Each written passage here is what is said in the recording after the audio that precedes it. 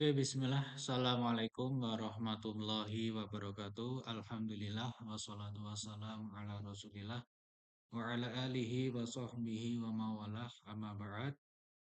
Alhamdulillahirabbil alamin. Segala puji bagi Allah Subhanahu wa taala, Rabb semesta alam yang masih memberikan kepada kita limpahan karunia dan juga nikmatnya. Salawat serta salam tetap tercurah limpahkan kepada baginda kita Nabi Agung Muhammad Sallallahu Alaihi Wasallam, juga kepada para keluarga beliau, para sahabat-sahabat beliau, para tabi'in, para tabi'ut tabi'in, dan orang-orang yang senantiasa mengikuti jejak langkah beliau hingga yaumil akhir kelak. Amin ya rabbal alamin. Oke, di kesempatan kali ini saya akan mencoba menjelaskan mengenai materi di mata kuliah micro teaching. Jadi saya telah diberikan satu PDF atau satu buku yang isinya yaitu tentang 10 keterampilan dasar mengajar atau basic teaching skill yang harus dimiliki oleh seorang guru profesional. Nah, setiap modul nanti ada sekitar satu keterampilan itu berisi tentang tujuan, teori, langkah praktikum, latihan, dan juga instrumen penilaiannya. Namun di sini saya akan menjelaskan mengenai materinya saja. Jadi di video ini saya akan mencoba menjelaskan tentang materi atau teori dari pembelajaran micro teaching. Oke, yang pertama itu mengenai tujuan umum dari micro teaching itu sendiri. Nah, micro teaching itu bertujuan melatih mahasiswa agar mampu, yang pertama itu merancang pembelajaran, yang kedua melaksanakan pembelajaran secara efektif, kemudian yang ketiga mengembangkan kemampuan mengajar, yang keempat yaitu mengevaluasi proses pembelajaran, dan yang kelima adalah menjadi guru yang profesional. Kemudian di modul pertama ini ada berisi tentang keterampilan membuka pelajaran. Jadi keterampilan membuka pelajaran. Jadi tujuannya di sini yaitu melatih guru agar mampu menciptakan suasana belajar yang kondusif sejak awal pelajaran. Nah, ini seperti halnya dalam acara-acara lain pun pasti ada yang namanya pembukaan seperti itu.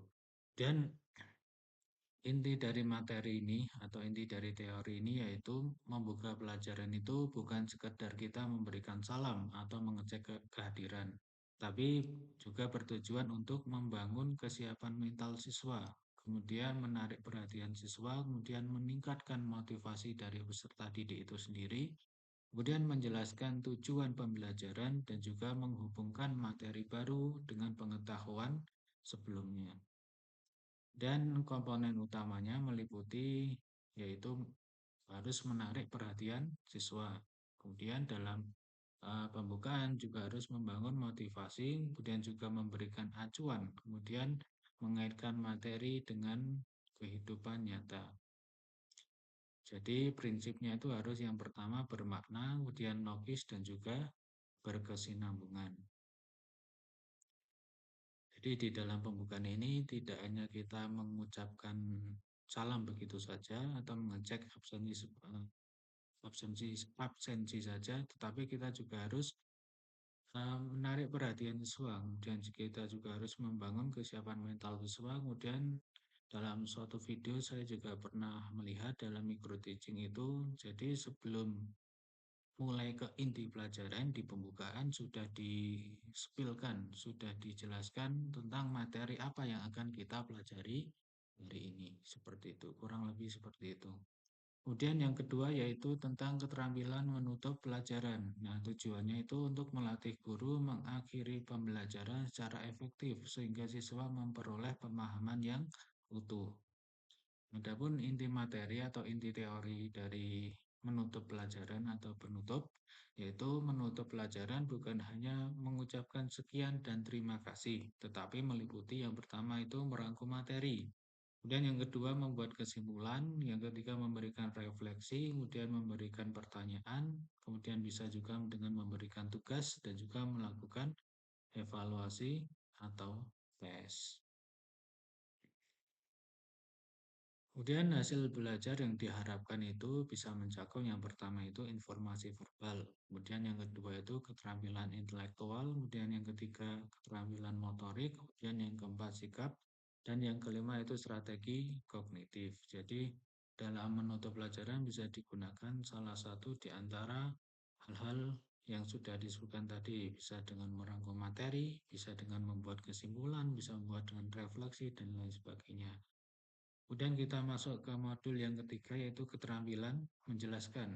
Nah, tujuannya itu untuk melatih kemampuan guru menjelaskan materi agar mudah dipahami oleh siswa. Nah, inti materinya atau inti dari teori keterampilan menjelaskan yaitu penjelasan yang baik itu harus yang pertama sistematis, kemudian yang kedua harus runtut, kemudian yang ketiga menggunakan bahasa sederhana yang sekiranya bisa dipahami oleh para siswa. Kemudian bisa juga dengan memberikan contoh dan ilustrasi agar mempermudah pemahaman. Kemudian menghubungkan teori dengan kehidupan nyata sehari-hari. Kemudian yang terakhir bisa juga menggunakan memberi kesempatan siswa untuk bertanya. Jadi misalkan ketika menjelaskan ditanya pada siswa mungkin ada yang ditanyakan atau ada yang kurang paham. Jika ada yang kurang paham berarti nanti dicoba dijelaskan lagi dengan bahasa yang lebih mudah dan lebih bisa dipahami.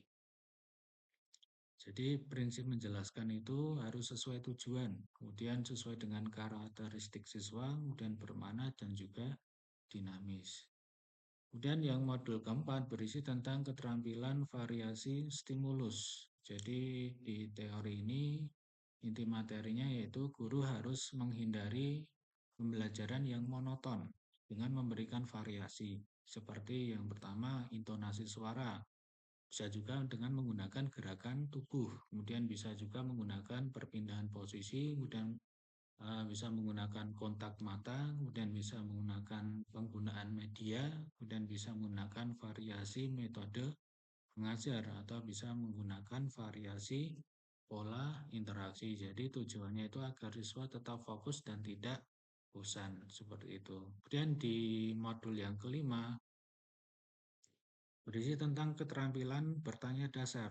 Jadi inti dari teori ini yaitu guru harus mampu menyusun pertanyaan yang pertama itu jelas, kemudian yang kedua singkat, kemudian yang ketiga itu sesuai dengan tujuan, yang keempat mendorong siswa untuk berpikir. Kemudian teknik bertanya dapat meliputi yang pertama memberi waktu berpikir. Jadi setelah kita melakukan pertanyaan, silakan beri waktu jeda untuk mereka berpikir. Kemudian bisa menyebarkan pertanyaan, kemudian bisa memberikan penguatan terhadap jawaban siswa. Jadi misalkan siswa itu sudah memberikan jawabannya, kok dirasa masih kurang, maka kita bisa memberikan tambahan sebagai penguatan atau kita bisa uh, mengulangi dengan bahasa yang lebih mudah dipahami. Kemudian uh, kita lanjut ke modul yang keenam yaitu mengenai keterampilan bertanya lanjut. Jadi inti dari teori ini atau materi ini adalah pertanyaan tingkat lanjut digunakan untuk melatih kemampuan siswa berpikir tingkat tinggi atau HOTS, High Order Thinking Skills. Nah, contohnya seperti mengapa, pertanyaannya ya, contohnya seperti mengapa, bagaimana, apa akibatnya, dan bagaimana jika.